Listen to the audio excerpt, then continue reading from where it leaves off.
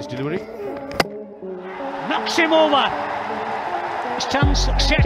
Movement away. Gurbaz probably was trying to go straight down the ground. That had been a better option to go extra cover. Taking nothing away from Shariful. He's been excellent, rewarded. Bismillah ar-Rahman ar-Rahim. Definitely, I think it's one of the greatest victory for us, especially in T20. You know, we haven't had those bowler, and from day one he made a big impact on in international cricket, and he's maintaining it. And you can see the quality of slow one or the yorkers he got, bouncers he got. He got all kind of deliveries, and best thing about him that আমাদের কাছে সবচাইতে বড় ভয় শরীফুল।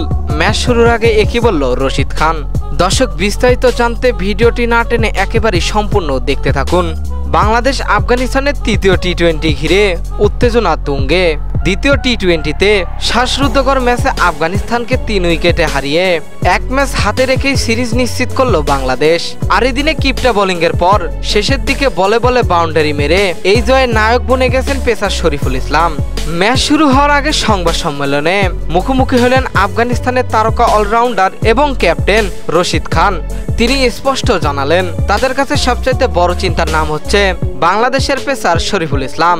রশিদ খান বলেন, সত্যি বলতে শরীফুলকে খেলাটা খুব সহজ নয়।